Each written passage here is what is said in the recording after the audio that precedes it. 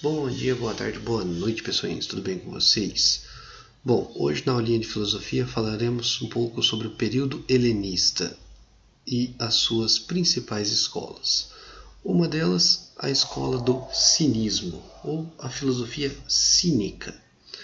Hoje nós temos o cinismo, a palavra cínica, como algo pejorativo, mas na filosofia o cinismo significa desapego aos bens materiais, ou, como palavra-chave, desprendimento dos bens materiais. O filósofo expositor mais conhecido, ou um dos mais importantes, foi Diógenes. Diógenes era considerado um louco. Conta a lenda que ele morava em um barril e só possuía as próprias vestes, um cajado e uma lanterna como bens materiais. De resto, ele comia por pedinte, ele caminhava pela praça publicamente, sem ter um local próprio onde habitava, por assim dizer, onde poderia dizer que era seu. Nós temos como exemplo a imagem no canto inferior esquerdo. Aquele é Diógenes dentro de seu barril. Uma história muito famosa que ficou conhecida foi o seu encontro com o imperador Alexandre o Grande, que deixou a sua mais famosa máxima. Contarei rapidamente a história para vocês, fazendo referência à imagem no canto inferior direito. Conta a lenda que certa vez o imperador Alexandre encontrou Diógenes andando ou tomando um sol, por assim dizer.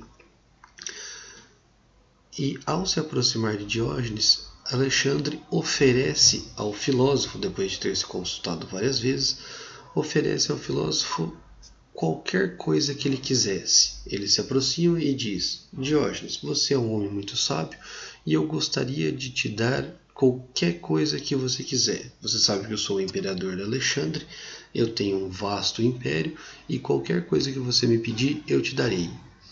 Então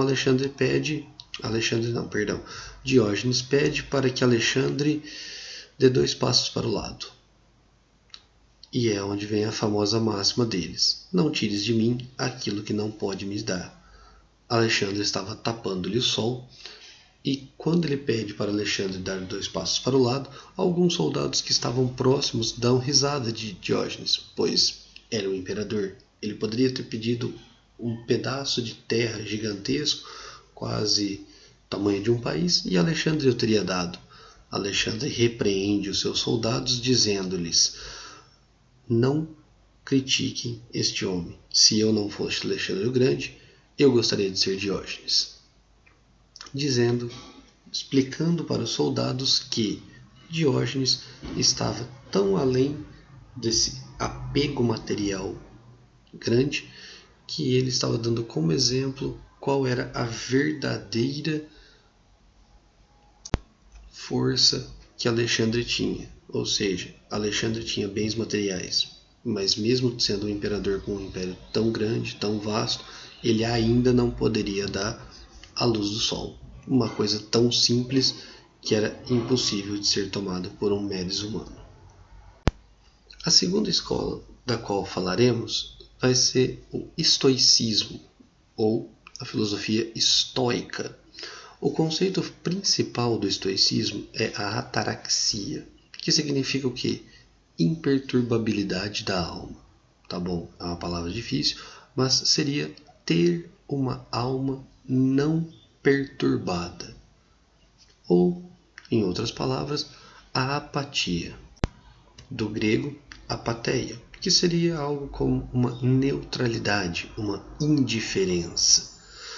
Essa escola foi fundada por Zenão, mas temos como maior expositor o Sêneca, que citou a questão da calma estoica.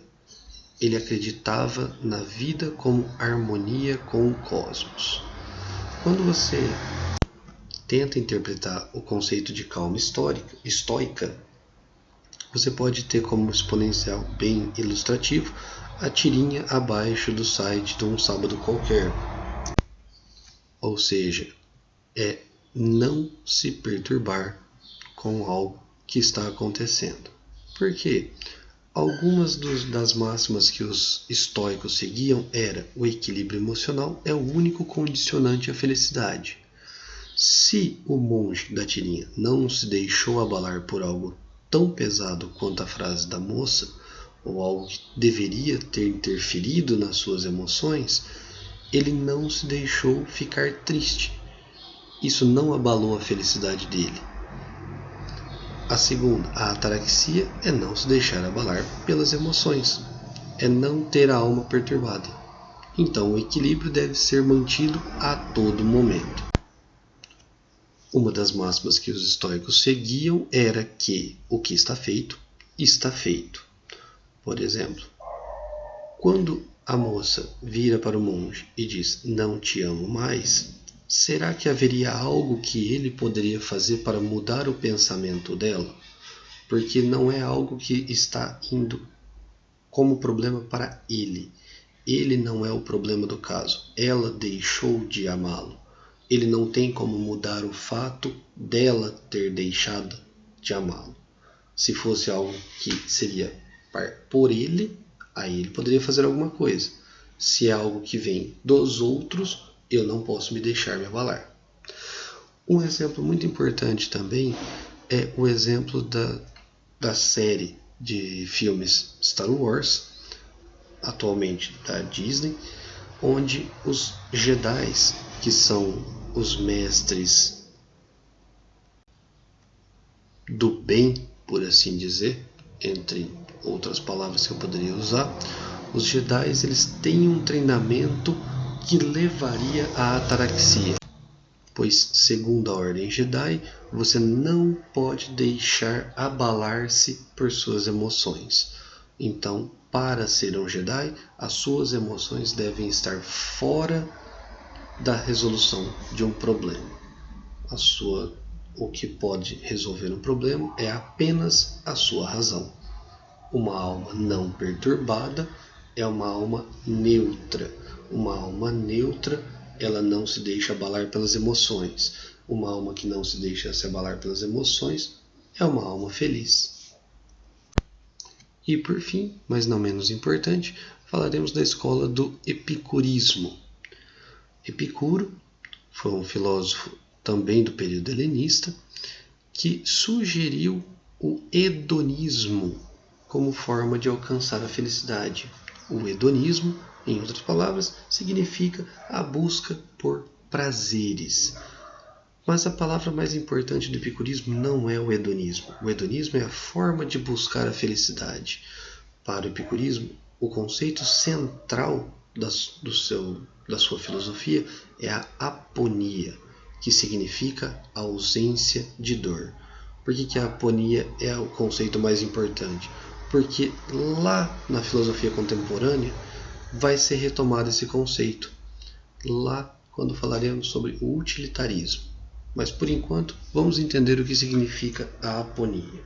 Segundo a corrente do epicurismo, os dois principais conceitos atribuídos à busca da felicidade são, retomando o estoicismo, a ataraxia e a aponia.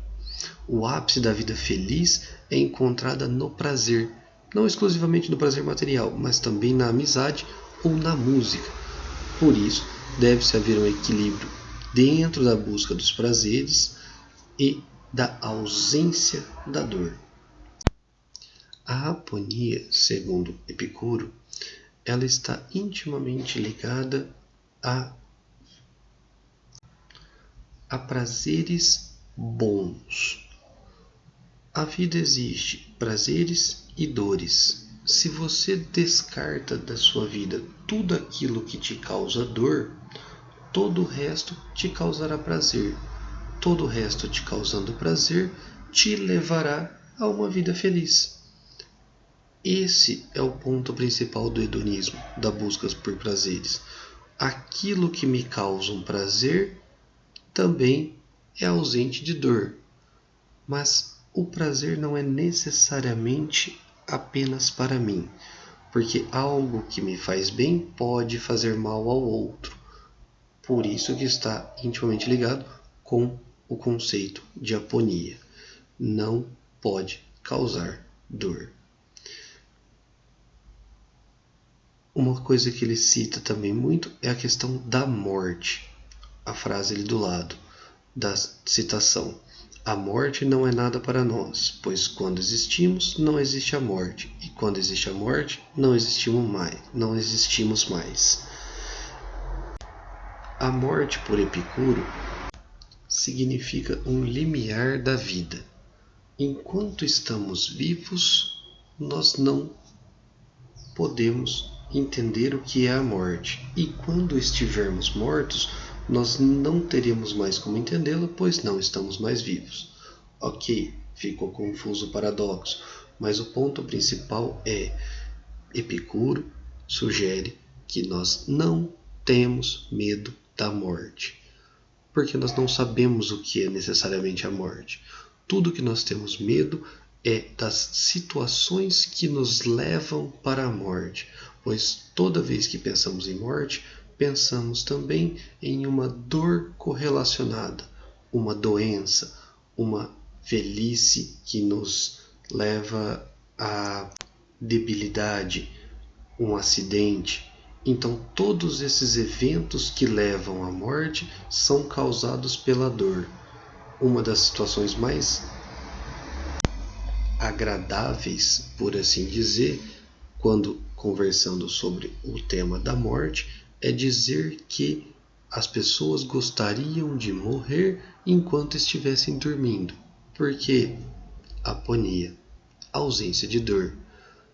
Quando pensamos na morte, entrelaçamos necessariamente com o conceito da dor. Se não existir a dor, nós aceitaríamos mais tranquilamente. Então, esse é o ponto principal sobre o conceito de morte em Epicuro. O conceito de morte está intimamente ligado ao conceito de aponia, a ausência de dor.